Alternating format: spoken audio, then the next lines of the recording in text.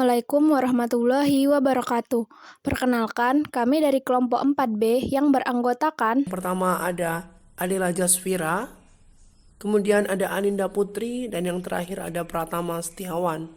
Pokok pembahasan pada video ini yaitu mengenai enzim dengan tujuan mahasiswa menguasai fondasi saintifik pada materi enzim.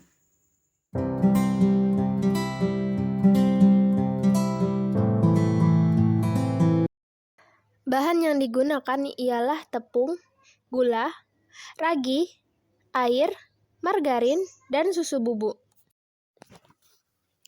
Materi singkat. Enzim merupakan biomolekul protein yang berfungsi sebagai biokatalis, mengkatalis reaksi yang terjadi pada makhluk hidup. Pada umumnya, reaksi yang terjadi di sel terjadi secara enzimatis.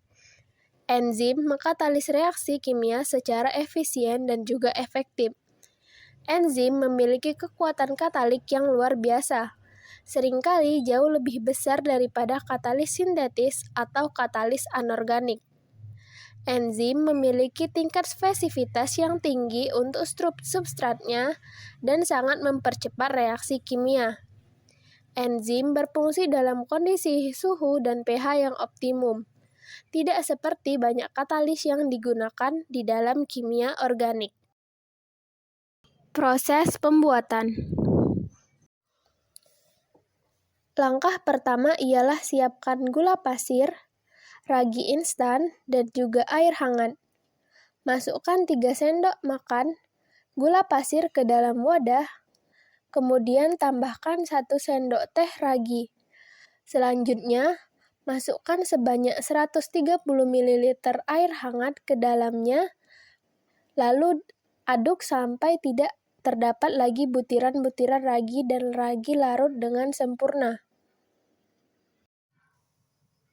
Selain adonan dengan perbandingan ragi sebanyak 1 sendok teh, kami juga membuat adonan dengan perbandingan ragi sebanyak 2 sendok teh. Yang pertama yaitu siapkan 3 sendok makan gula pasir ke dalam wadah, kemudian masukkan 2 sendok teh ragi ke dalamnya. Lalu, masukkan juga sebanyak 130 ml air hangat. Proses ini bertujuan untuk mengetes apakah ragi yang digunakan masih aktif ataupun sudah tidak bisa digunakan. Ragi yang aktif akan membentuk gelembung-gelembung di bagian atas dari larutannya. Ragi yang sudah dibuat sebelumnya tadi didiamkan selama 10 menit sambil ditutup sampai terbentuk gelembung udara di atas larutan ragi tersebut. Kemudian, timbang sebanyak 250 gram tepung terigu, kemudian masukkan ke dalam wadah. Tambahkan 1 sendok makan susu bubuk, kemudian larutan ragi yang sudah dibuat tadi dimasukkan ke dalam larutan adonan. Kemudian, tambahkan sebanyak 2 butir kuning telur ke dalam adonan. Aduk adonan sampai tercampur merata.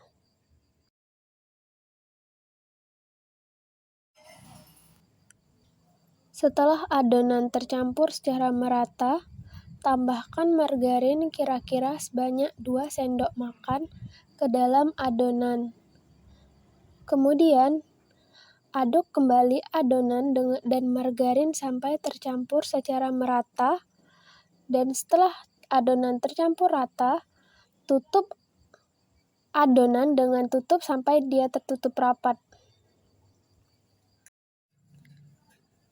Buat kembali adonan donat untuk perbandingan 2 sendok teh ragi dengan menimbang sebanyak 250 gram tepung terigu, kemudian tambahkan sebanyak 1 sendok makan susu bubuk, larutan ragi yang sudah dibuat sebelumnya, dan juga sebanyak 2 butir kuning telur. Aduk adonan sampai tercampur menjadi rata. Kemudian, tambahkan kira-kira sebanyak 2 sendok makan margarin ke dalam adonan donat. Kemudian, campurkan adonan donat dan juga margarin tersebut sampai merata. Setelah adonan margarin merata, Tutup adonan dengan tutup sampai rapat, kemudian diangkat selama 1 jam sampai adonan mengembang. Setelah 1 jam, buka tutup adonan dan terlihat bahwa adonan dengan ragi sebanyak 2 sendok teh mengembang 2 kali lipat daripada ragi yang hanya dimasukkan sebanyak 1 sendok teh ke dalamnya.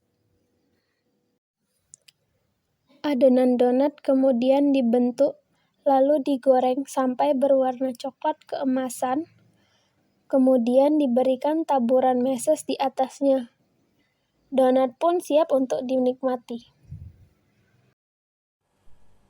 Setelah melakukan observasi yang sudah dilakukan dari kelompok 4, dapat disimpulkan bahwa enzim merupakan biomolekul protein yang berfungsi sebagai biokatalis, mengkatalis reaksi yang terjadi pada makhluk hidup. Pada umumnya, reaksi yang terjadi di sel terjadi secara enzimatis. Nah, salah satu makanan dalam kehidupan sehari-hari yang melibatkan jasa enzim, di sini kami mengambil contoh yaitu pembuatan donat. Enzim yang terlibat dalam fermentasi donat yaitu ada enzim amilase, protease, dan lipase.